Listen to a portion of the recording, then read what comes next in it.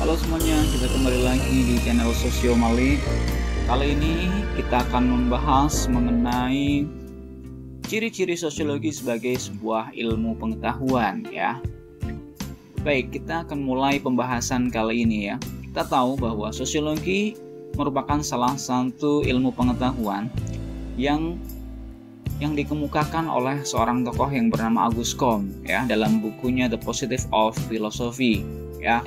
Jadi sosiologi itu ilmu yang muncul dari berbagai macam spekulasi tentang masyarakat, individu, interaksi sosial. Jadi atau secara singkatnya bahwa sosiologi adalah studi ilmu tentang masyarakat.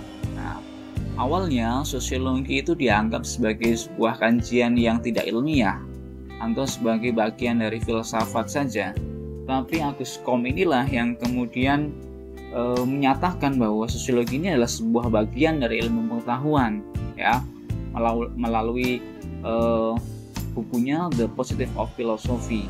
Nah, Auguste Comte ini kemudian mempunyai sebuah teori tentang tingkatan berpikir manusia atau tingkatan berpikir masyarakat ya. Maka disebut sebagai teori 3 jenjang, bahwa Auguste Comte mengatakan bahwa proses perkembangan berpikir manusia itu mengalami 3 fase.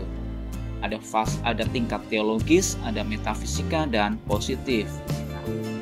Untuk tahap teologis sendiri, dalam tahap ini ditandai dengan bahwa masyarakat itu cara berpikirnya masih mengaitkan segala sesuatu atau kejadian-kejadian dengan kekuatan yang adikodrati atau spiritual ya, seperti Tuhan, dewa, makhluk halus dan lain sebagainya.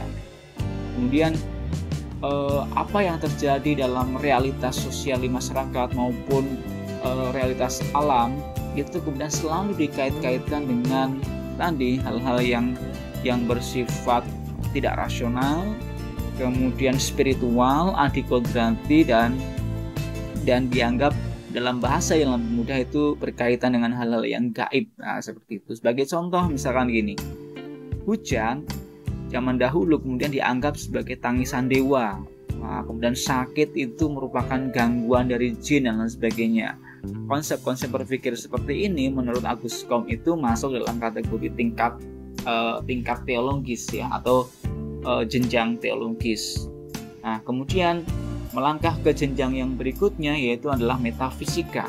Nah, tahap metafisika ini merupakan tahap yang berada di antara tahap teologis dan positif, yaitu masa peralihan dari tahap teologis yang sangat gaib, spiritual, kemudian ke tahap positif yang rasional. Nah, dalam tahap metafisika ini masyarakat itu sudah tidak selalu mengaitkan hal-hal yang terjadi dengan hal-hal yang adikodrati, hal yang gaib, tapi sudah memaknai bahwa apa yang terjadi di sekitar kita itu merupakan sebuah gejala alam, tapi belum bisa menjelaskan secara rasional.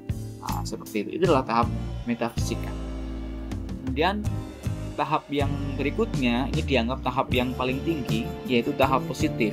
Nah, menurut Auguste Comte, dalam tahap positif ini, masyarakat itu sudah berpikir rasional, menggunakan akal sehat, percaya pada ilmu pengetahuan, dan tahap ini dianggap sebagai tahap yang tertinggi dan menjadi ciri manusia modern. Sebagai contoh, kasus yang sama yaitu hujan, itu tidak lagi dimaknai sebagai tangisan dewa dan lain sebagainya, tapi sudah bisa dijelaskan dengan proses yang ilmiah, ya, seperti proses penguapan air laut menjadi awan, kemudian akhirnya turun ke bumi sebagai hujan dan lain sebagainya. Itulah tahap positif. Nah, menurut Auguste Comte, sosiologi ini kemudian masuk dalam kategori ilmu pengetahuan, atau dalam konteks ini kemudian berada dalam tahap berpikir positif karena sosiologi itu lahir dalam masyarakat yang modern, ya. Maka sosiologi itu dianggap sebagai ilmu pengetahuan karena mempunyai ciri-ciri sebagai ilmu pengetahuan. Apa ciri-cirinya? Ya ini, ciri-ciri sosiologi sebagai ilmu pengetahuan yang pertama adalah empiris, kemudian teoritis, kumulatif, dan non-etis. Nah, apa itu 4 ciri ini? Nah, yang pertama, sosiologi cirinya sebagai sosiologi mempunyai ciri-ciri empiris, artinya bahwa ilmu sosiologi itu diperoleh berdasarkan hasil observasi sesuai dengan akal sehat, sesuai fakta yang terjadi, dan hasilnya itu bukan sesuatu yang bersifat spekulatif atau dugaan-dugaan. Nah, itulah empiris. Jadi apa yang diperoleh dari apa yang dikaji dari sosiologi itu berdasarkan fakta, hasil observasi, hasil pengamatan, bukan berdasarkan imajinasi, bukan berdasarkan hal-hal yang spekulatif. Itu ciri sosiologi sebagai empiris, ya. Yang kedua, sosiologi memiliki ciri teoritis. Artinya apa? Artinya bahwa sosiologi ini adalah ilmu pengetahuan yang selalu berusaha menyusun kesimpulan atau abstraksi dari hasil observasi. Jadi hasil observasi yang sudah saya jelaskan dalam ciri sosiologi empiris itu tidak kemudian hanya diamati saja, tapi kemudian disimpulkan, diabstraksikan untuk digunakan menjelaskan hubungan sebab akibat sehingga menjadi sebuah teori. Nah, seperti itu. Itu adalah ciri sosiologi teoritis. Dan yang ketiga, bahwa sosiologi juga memiliki ciri kumulatif. Artinya, sosiologi itu disusun atas teori-teori yang sudah ada, yang kemudian diperbaiki, diperluas, atau diperkuat teorinya. Nah, seperti itu.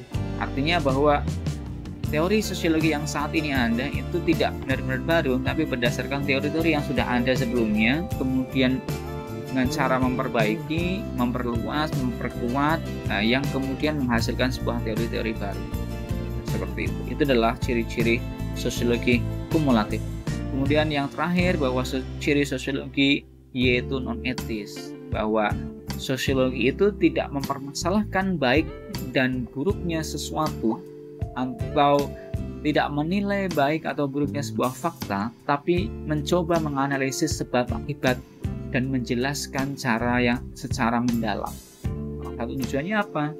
Biar memahami, kemudian bisa memaknai apa yang sedang terjadi. Harapannya dengan sosiologi yang non-etis ini, sosiologi itu kemudian bisa menjelaskan sebuah fakta sosial lebih objektif, tanpa ada tendensi menghakimi apakah baik atau buruk, tapi mencoba menjelaskan secara analitis dan mendalam. Demikianlah ciri-ciri sosiologi sebagai ilmu pengetahuan. Mudah-mudahan teman-teman bisa memahami, dan kemudian kalau Anda yang masih belum bisa dipahami, silakan bisa ditulis di kolom komentar. Terima kasih.